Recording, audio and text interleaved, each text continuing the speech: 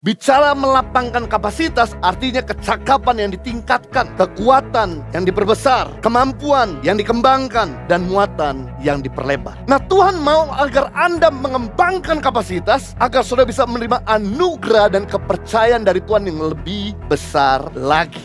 Segala sesuatu yang saudara kerjakan secara tekun, segala sesuatu yang saudara latih secara tekun, kualitasnya akan berkembang dan berlipat kali ganda. Hamba yang punya 5 talenta guys, jadi 10 talenta karena mengasahnya. Hamba yang punya 2 talenta, jadi 4 talenta guys, karena mengasahnya. Tapi hamba yang punya 1 talenta, tetap 1 talenta. Kenapa? Karena dia bermalas-malasan untuk mengusahakan mengasahnya. Jadi jangan salahkan Tuhan, kenapa income-mu selalu sama dari tahun ke tahun. Jangan salahkan Tuhan, kenapa posisimu selalu sama dari dekade demi dekade. Karena Anda tidak mampu memperbesar kapasitas.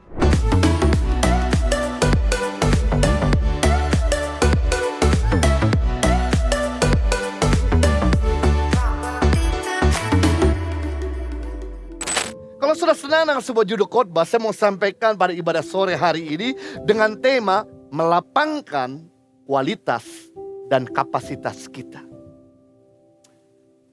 Apa itu kapasitas? Kapasitas artinya adalah kecakapan. Kapasitas artinya adalah kekuatan. Kapasitas artinya adalah kemampuan. Kapasitas artinya muatan.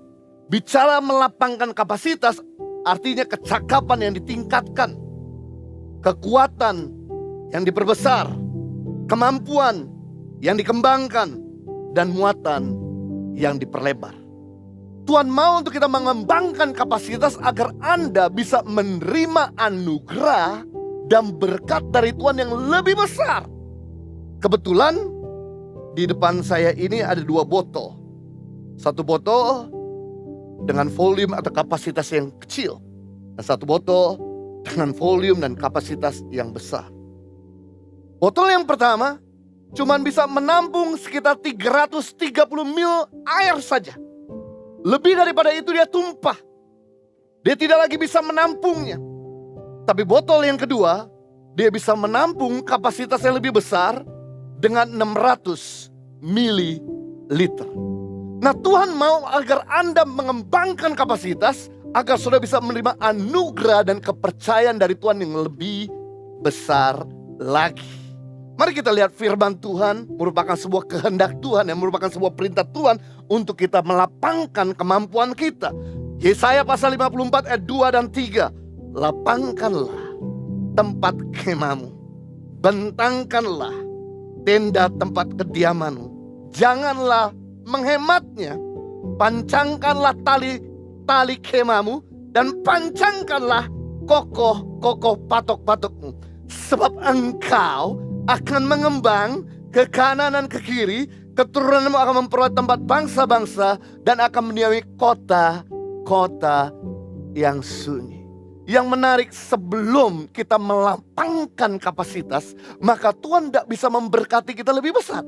Akibat kita melapangkan kapasitas, Tuhan mempercayakan perkara yang lebih besar. Nah, zaman kitab Yesaya, pada waktu itu orang tinggal di bawah kemah.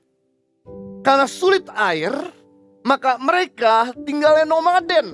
Begitu air mulai habis, mereka pindah lagi ke tempat yang banyak air. Begitu air mulai habis lagi di daerah itu, mereka pindah lagi ke tempat yang banyak air. Bisa bayangkan, kalau kemah mereka besar, maka ini akan merepotkan mereka yang pindah-pindah tinggal di bawah kemah. Tapi karena mereka nurut, maka yang terjadi, Tuhan mulai mengirimkan bangsa-bangsa untuk tinggal bersama-sama dengan mereka. Kita bisa melihat bahwa kehendak Tuhan dalam kehidupan kita bukan statis, tapi kehendak Tuhan dalam kehidupan kita dinamis. Kehendak Tuhan dalam kehidupan kita bukan selalu sama dari waktu ke waktu, tapi kehendak Tuhan dalam kehidupan kita terus naik, tidak menjadi turun.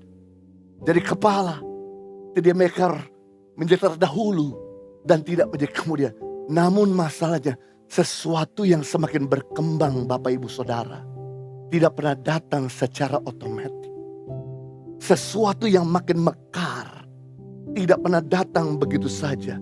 Kita perlu bayar harga demi sesuatu yang lebih besar. Demi sesuatu yang lebih berkembang. Nah, kita akan belajar bagaimana untuk kita memperbesar kapasitas kita. Yang pertama, untuk memperbesar kapasitas kita, we have to work on it. Mengusahakannya, menajamkannya, mempelajarinya. Kata mengusahakan itu artinya mengupayakannya. Gak bisa tinggal diam. Dalam Matius pasal 25 ayat 15 sampai 18. Yang seorang diberikan 5 talenta. Yang seorang lagi 2. Yang seorang lain lagi 1. Masing-masing menurut kesanggupannya. Lalu Tuhan itu berangkat. Segera pergilah hamba yang menerima 5 talenta itu. Ia menjalankan uang itu lalu beroleh laba 5 talenta. Hamba yang menerima 2 talenta pun berbuat demikian juga. Dan berlaba 2 talenta. Tetapi hamba yang menerima 1 talenta itu pergi dan menggali lubang di dalam tanah. Lalu menyembunyikan uang tuannya. Di mana diceritakan oleh Tuhan Yesus tentang perumpamaan talenta. Ada satu orang tuan memiliki 3 orang hamba. Hamba yang pertama diberikan 5 talenta. Hamba yang kedua diberikan 2 talenta. Dan hamba yang terakhir diberikan 1 talenta. Perhatikan, masing-masing diberikan sesuai dengan kesanggupannya. Perhatikan, dari semua hamba ini tidak ada satu hamba yang tidak memiliki kemampuan. Dari semua hamba ini tidak ada satu hamba yang tidak diberikan talenta. Berarti kita bisa melihat setiap orang lahir di dunia ini memiliki kemampuan dan kapasitas. Setiap orang lahir di planet ini memiliki kecakapan dan kemampuan. Itu sebabnya saya menentang dengan orang-orang dulu yang berkata bahwa kita lahir gak bawa apa-apa. Memang benar kita lahir gak pakai baju. Memang benar kita lahir gak punya uang. Tapi sebetulnya kita lahir bawa potensi. Kita lahir bawa kemampuan. Kita lahir bawa kapasitas. Kita lahir bawa talenta. Ada 4 alasan kenapa Tuhan memberikan kemampuan, kapasitas ketika kita mendarat di dunia ini. Ada 4 alasan kenapa Tuhan memberikan kepada kita kemampuan ketika kita ada di planet ini. Tidak ada satu orang pun di dunia yang tidak punya kemampuan. Ini keadilan Tuhan. Yang pertama, tujuan Tuhan memberikan potensi agar kita bisa mencari nafkah. Dengan talenta saudara musik, saudara bisa mencari nafkah. Dengan talenta saudara dagang, saudara bisa mencari nafkah. Dengan talenta saudara desain, saudara bisa mencari nafkah. Dengan talenta saudara bahkan masak, Anda bisa mencari nafkah. Karena tujuan pertama, Tuhan memberikan kemampuan agar kita bisa mencari nafkah. Yang kedua, tujuan Tuhan memberikan potensi agar kita bisa berdiri di atas kaki kita sendiri. Untuk sementara waktu kita disupport orang tua. Karena mungkin kita masih sekolah dan kuliah, it's okay. Tapi lulus kuliah, kita harus bisa berdiri di atas kaki kita sendiri dengan menggunakan talenta yang Tuhan berikan kepada saudara. Untuk sementara waktu, kita disupport sama orang lain, it's okay. Karena kita baru saja bangkrut. Tapi setelah itu, kita harus bisa berdiri di atas kaki kita sendiri. Tujuan Tuhan memberikan talenta agar kita ini jangan jadi benalu buat hidup orang lain. Agar kita ini jangan bikin orang lain jadi sapi perah. Agar jangan jadi beban. Itu sebabnya dia berikan pada kita kemampuan agar kita bisa self support. Yang ketiga, tujuan Tuhan memberikan talenta agar kita bisa jadi berkat. Dengan talenta saudara musik, saudara bisa menghibur orang. Dengan talenta saudara desain, saudara bisa ngajarin orang. Akhirnya orang tersebut bisa punya lapangan pekerjaan. Dengan talenta saudara masak, saudara bisa training orang. Sehingga orang tersebut bisa masak dan bisa jualan. Yang keempat, tujuan Tuhan memberikan talenta ini supaya kita semakin kuat mengangkat beban hidup ini. Tujuan Tuhan memberikan kemampuan agar Anda bisa kuat menanggung beban-beban hidup ini. Makanya apa yang terjadi kalau Anda memperbesar kapasitas Anda, maka nafkahmu makin besar. in kamu makin banyak. Kamu makin berdiri di atas kakimu sendiri. Kamu akan jadi berkat lebih banyak lagi bagi banyak orang. Dan yang ketiga, Anda akan ringan menghadapi problema dunia ini. Saya kasih contoh. Kalau saya udah terlatih mengangkat beban yang 2 kilo. Awalnya berat. Mungkin 10 kali gampang. 20 kali masih bisa. 30 kali mungkin masih bisa. Tapi udah 50 kali dia mulai makin berat. Tapi kalau saya udah sering latihan, memperbesar terus kapasitas saya, maka 2 kilo ini gak lagi jadi beban buat saya untuk angkat. Sampai 50 kali. Saya akan tingkatkan 5 kilo. Awalnya berat. Awalnya gak mampu. Tapi karena saya sering latihan, memperbesar kapasitas saya, maka 5 kilo tidak lagi menjadi suatu beban. Tapi kalau saya melihat yang benda sebesar ini, 10 kilo, lumayan. 2 kali aja udah pegal, saudara. 2 kali aja udah pegal. Tapi kalau saya udah terlatih mengangkat yang 10 kilo, maka ke depan saya ngangkat yang 5 kilo, saya mengangkat yang 2 kilo, akan lebih easy, akan lebih gampang.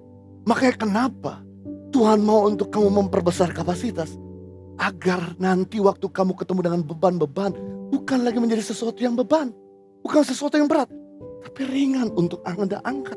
Seperti bangsa Israel. Bangsa Israel waktu keluar dari tanah perbudakan, waktu keluar dari Mesir, mereka ini jabatannya adalah budak. Biasa pegang cangkul dan biasa pegang tongkat buat mengembalakan kambing domba. Tapi yang menarik, sebelum Tuhan bawa masuk ke tanah perjanjian, yang dimana dia akan ketemu dengan musuh-musuh yang besar, musuh-musuh yang banyak, dan musuh-musuh yang kuat di tanah Kanaan, sengaja di padang gurun Tuhan kirim musuh-musuh yang kecil seperti bangsa Amalek agar melatih tangan mereka ahli bertempur. Karena mereka selama 40 tahun dikirim musuh-musuh yang kecil, musuh-musuh yang sederhana, maka melatih mereka dari biasa pegang tongkat, pegang pedang. Biasa pegang cangkul, pegang pedang. Dan karena mereka udah terlatih selama 40 tahun di padang gurun, maka begitu mereka masuk tanah perjanjian, mereka menghadapi musuh di tanah Kanaan, gak terlalu lagi jadi beban, gak terlalu lagi menyulitkan. Kenapa? Karena punya pengalaman lebih dari 40 tahun. Makanya kenapa sampai hari ini bangsa Israel kalau perang gak pernah kalah? Karena punya pengalaman lebih dari 4.000 tahun. Tujuan kenapa kita memperbesar kapasitas, agar bebanmu menjadi lebih ringan. Sebagai contoh yang kedua, kalau Anda punya iPhone 10, kapasitasnya cuma 256 megapiksel. Gigabyte maksud saya. Anda masukin foto, Anda masukin video, Anda masukin semua file-file, dokumen, lama-lama dia berat. Dan iPhone tidak bisa upgrade memori. Beda sama Android. Kalau sampai sudah penuh, maka Anda harus memperbesar kapasitas dengan mengupgrade iPhone 10 jadi iPhone 11. Begitu penuh lagi, Anda harus upgrade dari iPhone 11 jadi iPhone 12. Begitu penuh lagi, Anda harus upgrade dari iPhone 12 jadi iPhone 13. Penuh lagi, Anda upgrade dari iPhone 13 jadi iPhone 14. Samanya dengan hidup ini. Hidup ini tidak bisa. Kita punya kapasitas yang selalu sama. Dari kita kecil sampai besar, kita perlu memperbesarnya. Karena segala sesuatu yang saudara kerjakan secara tekun, segala sesuatu yang saudara latih secara tekun, kualitasnya akan berkembang dan berlipat kali ganda.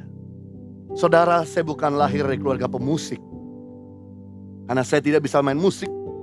Dan saya bukan lahir dari keluarga penyanyi, karena keluarga saya tidak ada seorang pun penyanyi. Tapi waktu kami ada di kota Sydney, kami merintis gereja bahasa Indonesia di kota Sydney tahun 96.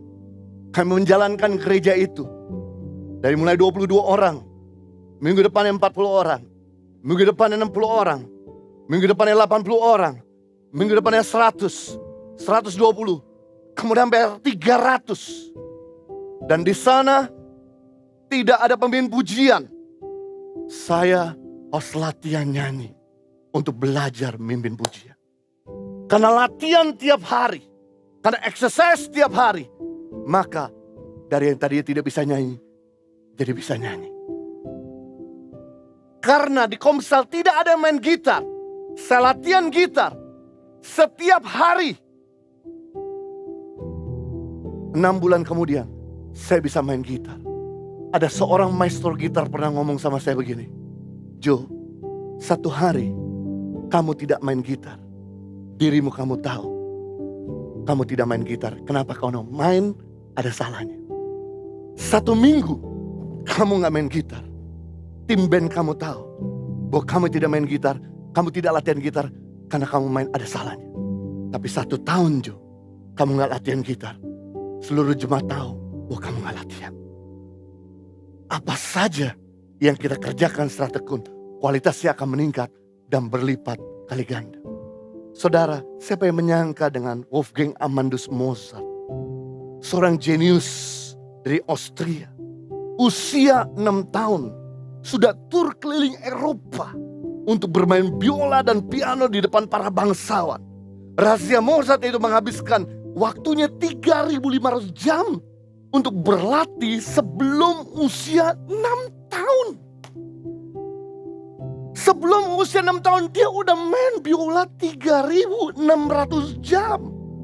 Makanya bisa tur keliling Eropa, bukan tur keliling Jawa. Dan dia main di depan para bangsawan, bukan rakyat jelata. Why? Karena latihan sebelum performance. Apa saja yang kau latih secara tekun, kualitasnya akan berkembang dan berlipat kali ganda. Kenapa Ronaldo kalau tendang bola kebanyakan masuk? Dibandingkan kita kalau tendang bola gak pernah masuk. Karena Cristiano Ronaldo sebelum dia tampil di stadion, dia setiap hari latihan tendang 1000 bola. Karena udah terlatih nendang 1000 kali bola. Makanya gak heran sekali dia tendang lebih banyak masuknya daripada gak masuknya. Kita gak pernah nendang, mau nendang ya jelas gak pernah masuk. Makanya penting di sini. Kenapa sampai hari ini Anda gak pernah bisa masak? Karena Anda gak pernah latihan pergi ke dapur. Kenapa sampai hari ini Anda gak bisa bahasa Inggris? Karena Anda gak pernah ngomong bahasa Inggris di depan orang tuamu, di depan temanmu, di depan anakmu, di depan kucingmu. Kalau Anda malu ngomong bahasa Inggris di depan pasangan itu, ngomong di depan hewanmu. Sudah tahu, saya nih kalau ngomong bahasa Inggris, istri saya tuh paling sering kasih koreksi. Udah loh, kalau gak bisa ngomong bahasa Inggris, ngomong bahasa Indonesia aja. Saya tiap kali dia ngomong gitu, kayak bunuh, saya punya potensi. Dia selalu kasih komen yang gak bagus sama suaminya, kalau suaminya ngomong bahasa Inggris. Sekali lagi, saya mau berkembang bahasa Inggris. Makanya saya ngomong bahasa Inggris di depan istri saya, ngomong di depan siapapun. Termasuk di depan Tuhan dalam doa bahasa Inggris. Asik. Tuhan tidak pernah menghakimi.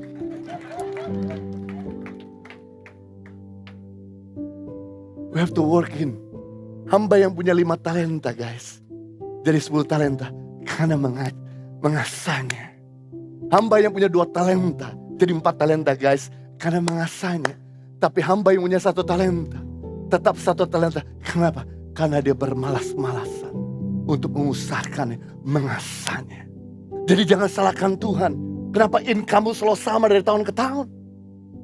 Jangan salahkan Tuhan kenapa posisimu udah selalu sama dari dekade demi dekade.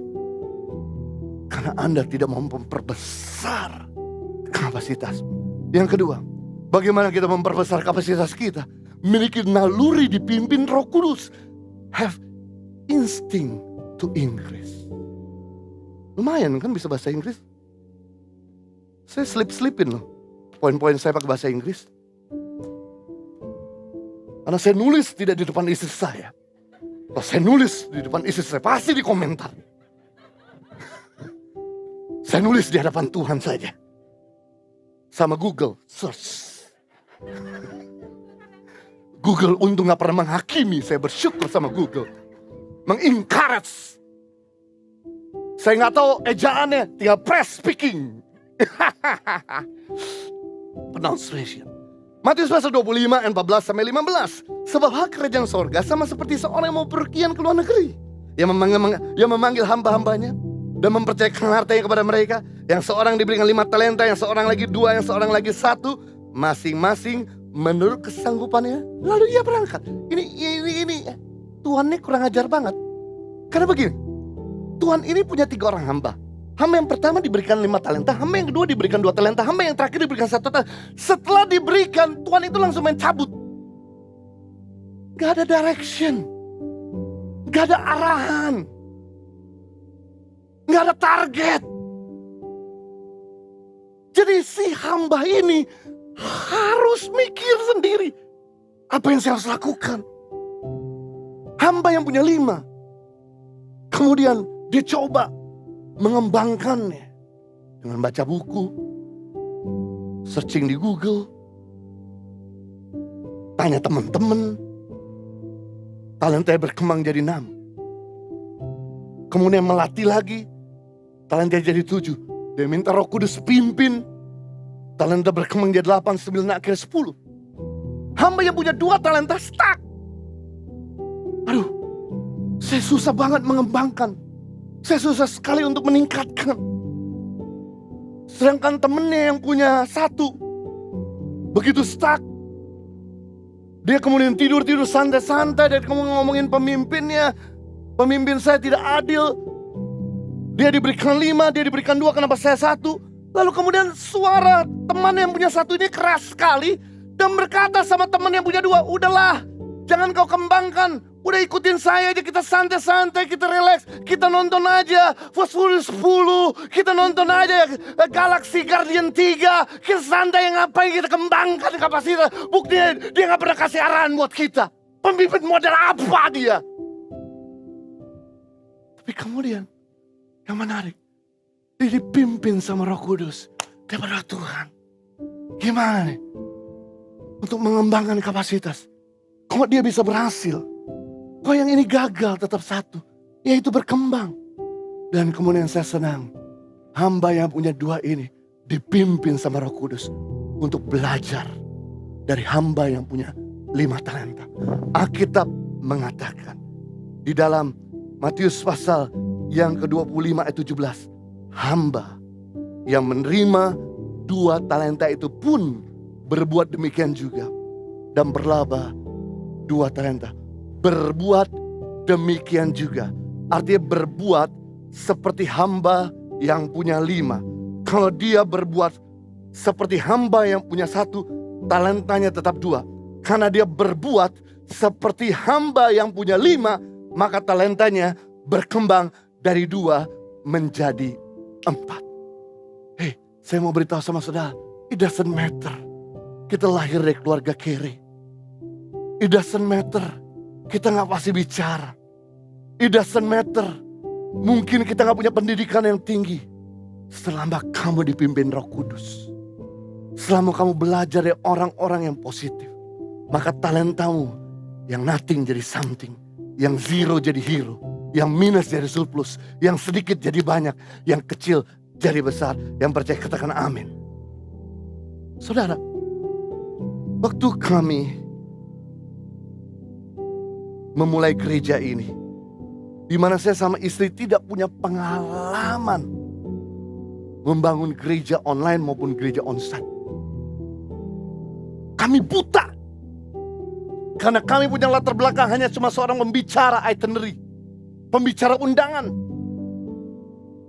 Setiap hari yang kami lakukan adalah kami tanya sama Tuhan. Tuhan, apa yang harus kami lakukan? Tuhan ngomong sama istri saya, Jo, bikin ibadah pujian penyembahan. Saya bilang sama istri saya, hei, justru online memiskinkan hadirat Tuhan. Online bikin kita gak rasa hadirat Tuhan. Onsite ya, bikin rasa hadirat Tuhan. Kamu coba, mulai bikin ibadah worship. Dan kemudian kita coba bikin ibadah worship 60 menit. Dan ternyata banyak orang yang dilawat, disembuhkan, diberkati, dan dekat sama Tuhan. Kita jalanin terus. Lalu kemudian istri saya kasih masukan lagi, Jo, bikin komsel. Karena semua jemaat ini harus di-mentor. Jangan sampai kita cuma mentor full-timer kita. Tapi mereka semua yang sudah saat ini attach di gereja kita, kita harus bisa mementor mereka. Bikin komsel-komsel. Lalu kemudian kita mulai bikin komsel, kita cari siapa pemimpin yang bisa mendampingi kami untuk mulai memuridkan beberapa kelompok, beberapa orang. Kemudian komsel mulai berkembang. Sampai kemudian Juni 2021, ibadah udah jalan seperti biasa. Tiba-tiba salah satu daripada kami punya pengerja berkata, Pak Jojo, ini COVID lagi membabi buta. Banyak orang mati karena Delta. Pak Jojo bikin ibadah kesembuhan lewat online. Lalu kemudian kita coba bikin. Apa yang terjadi? Banyak orang disembuhkan, banyak orang ditolong, banyak orang dikuatkan, banyak orang akhirnya tadi mau mati gak jadi mati. Wah, saya melihat sekali ketika kita dipimpin sama Roh Kudus, Tuhan akan kirimkan orang-orang yang akan memperlengkapi kita. Sehingga kapasitas kita berkembang. Begitu kita udah enak Bapak Ibu dalam pelayanan ibadah online. 2 tahun, 3 tahun. Kemudian jemaat berkata, Pak, kami rindu. Karena COVID sudah meredam. Kita rindu kalau bisa bikin ibadah onsite. Sedangkan saya sama istri udah enak nyaman di rumah. Hanya tapping saja. Bahkan bisa tapping ketika kami ada di Australia. Kami bisa tapping ketika ada di kota-kota lain. Tapi kemudian jemaat berkata, sekarang Pak, waktunya bikin ibadah onsite. Kami dukung. Bapak Ibu Saudara, kami buta yang namanya manajemen.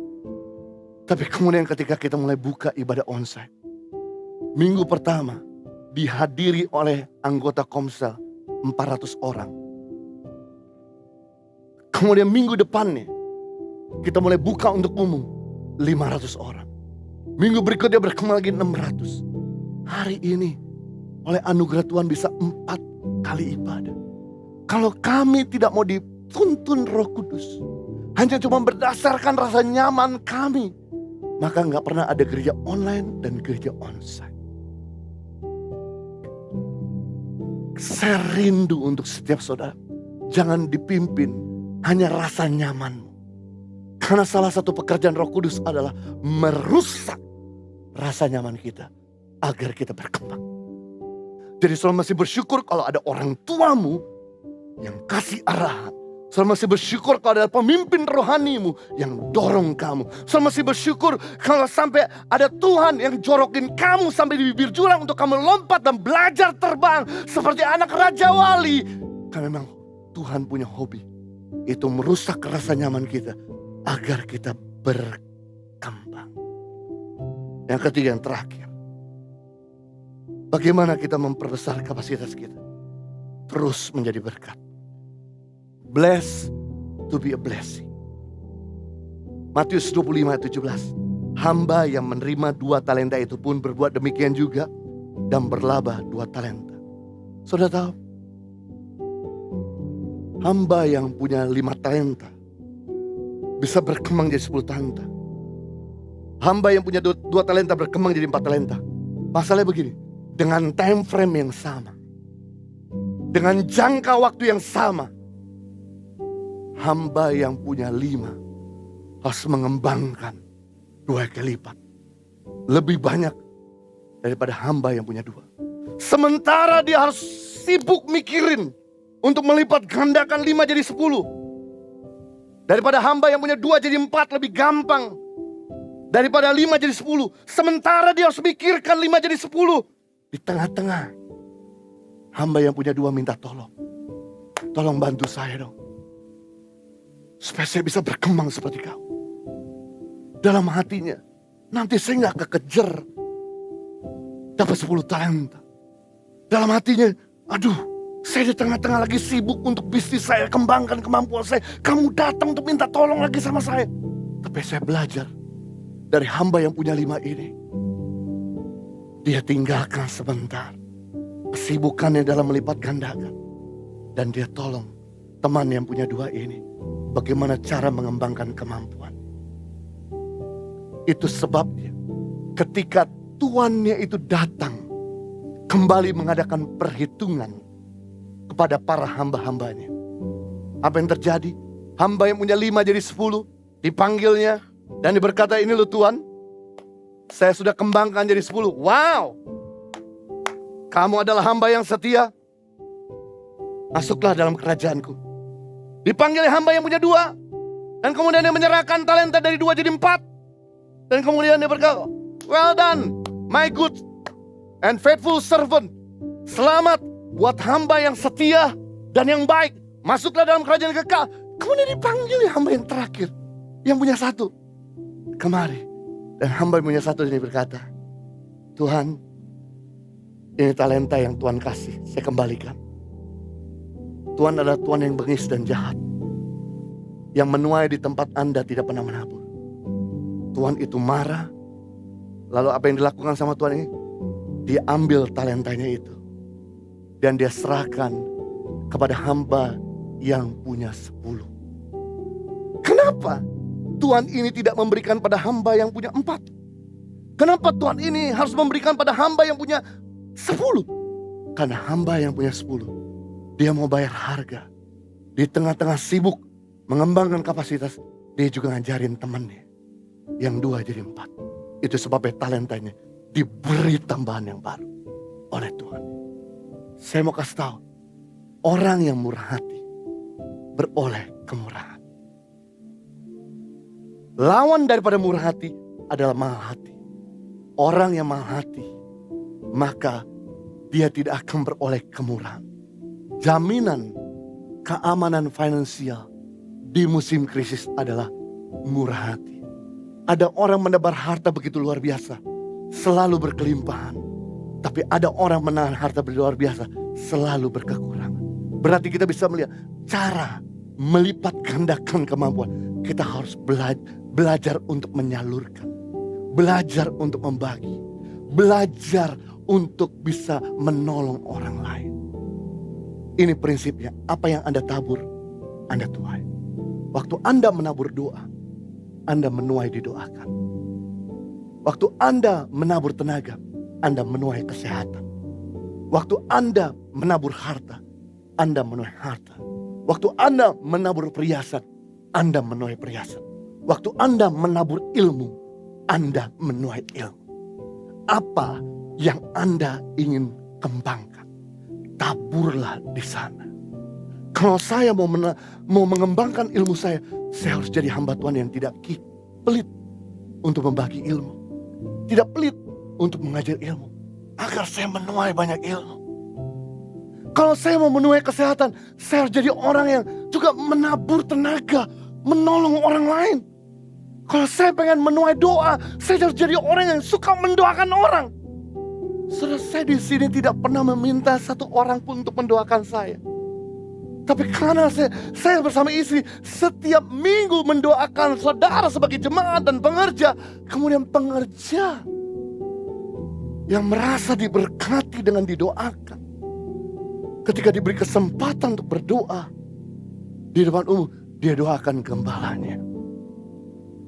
Jadi apa yang kamu mau kembangkan, tabur di sana. Anda nggak bisa mau menuai perhiasan, naburnya doa. Anda nggak akan pernah bisa menuai rumah, kalau Anda naburnya tenaga. Tanyakan buat mereka yang menuai hari ini. Mereka adalah orang-orang yang suka menabur di masa lalunya.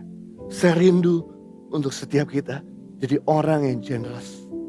Dan bukan kikir kepada apa yang ada di tangan kita. Yang mau katakan amin. Beri tepuk tangan yang meriah buat Raja kita.